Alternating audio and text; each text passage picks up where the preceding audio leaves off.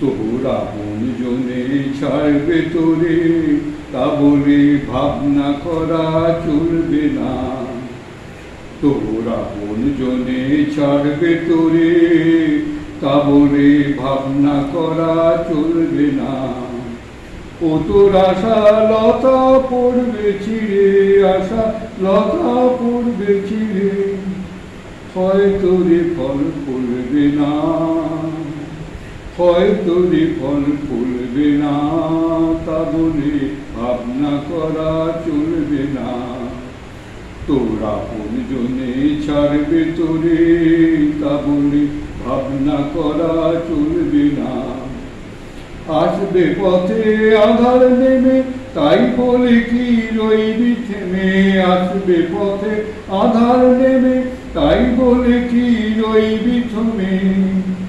ও তুই বারে বারে জ্বলবি বাতি, বারে বারে জ্বালবি বাতি, হয়তো বাতি জ্বলবে না, তোর হয়তো বাতি জ্বলবে না। তা বলে ভাবনা করা চলবে না। তোরা বনজনে ছাড়বে বলে তোর ভাবনা করা চলবে না।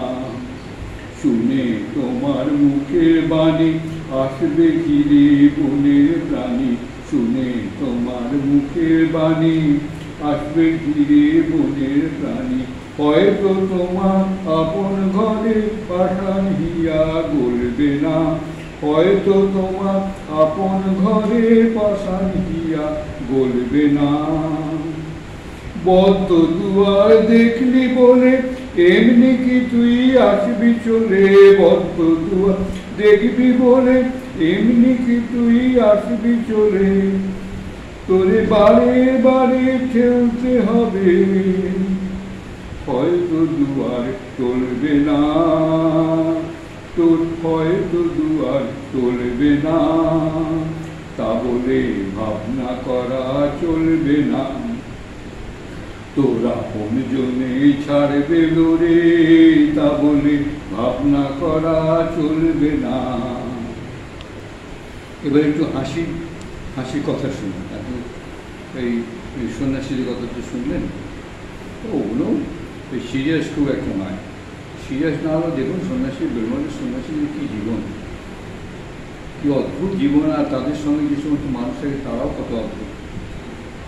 ওই সুশান্ত কথা তো শুনলেন, একজন অন্ধ সেই পদ্মশ্রী পর্যন্ত পেল। দেখুন মনের জোরের চেষ্টাতে কত কী হয়।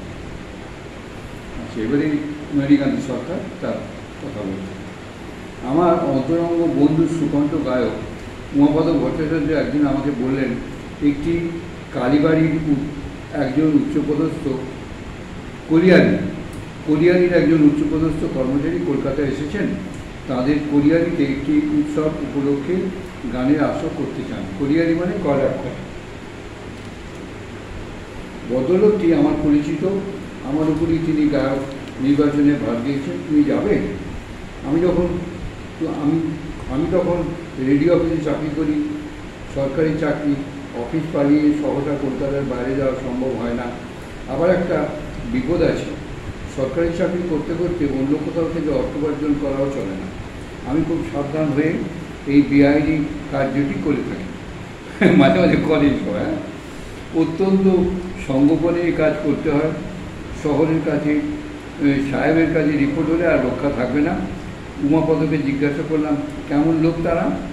ভালো লোক, আমার বিশেষ পরিচিত। এই ব্যাপারে গাইডের জন্যে তারা 200 টাকা বরাদ্দ করেছে। আমি মনে করছি তুমি আর নজরুল তিনজনে, আমি আর নজরুল তিনজনে এখান থেকে যাব। নজরুল তো টাকা নেবেই না, সুতরাং 200 টাকা আমরা দুজনে ভাগ করে নেব।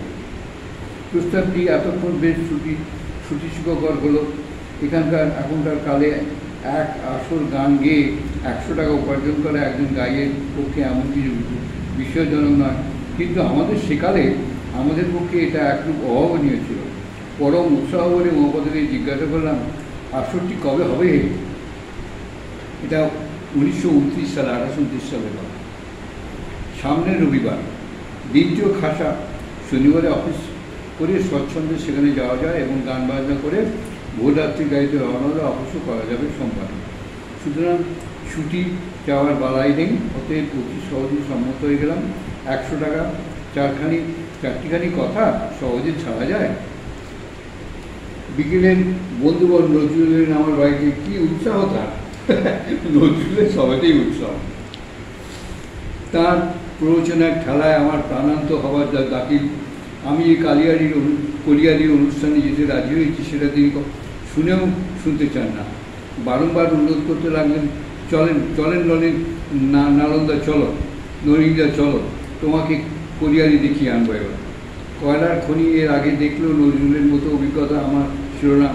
বর্ধমান বীরভূম জেলার সীমান্তে চুরুলিয়া গ্রামে তার বাড়ি।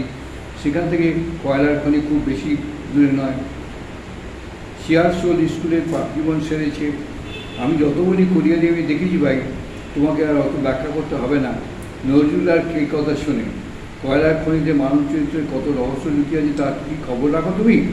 এইসব বলে আমার নজরুল বলে যাচ্ছে ইত্যাদি বলে তিনি কয়লার খনির শ্রমিকদের মালিকদের সম্বন্ধে অনেক গুচ্ছ কথা এবং করে নিরস্ত হলেন। শনিবারের সন্ধ্যায় ট্রেনে আমরা 3 বন্ধু রওনা হলাম। নজরুল স্বরচিত কবিতা আবৃত্তি করে স্বরচিত গান গেয়ে শ্রোতাদের শক্তিবৃন্দের এক অপূর্ব উন্মাদনার সৃষ্টি করলেন।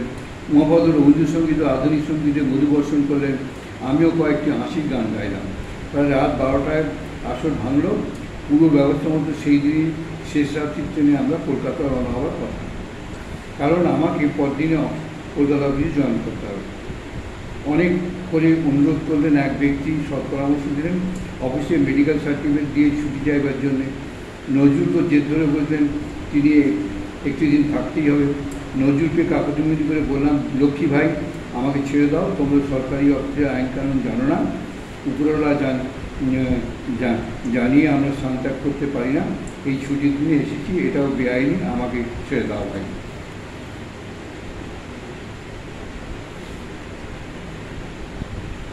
মহাপদ কাছেই বসেছিলেন।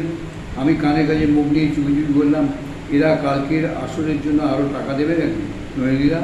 আমি বিরক্ত হয়ে বললাম, রেখে দাও তোমার কালকের টাকা, আজকের টাকাটা এখন এনে দাও তো, আমি এক্ষুনি রওনা হয়ে যাব।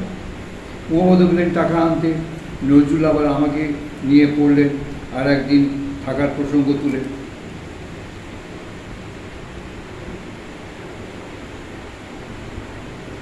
কিছুক্ষণ পরে কুরিয়ারির একজন কর্মচারীকে সঙ্গে নিয়ে মহাপদ ফিরে এলেন।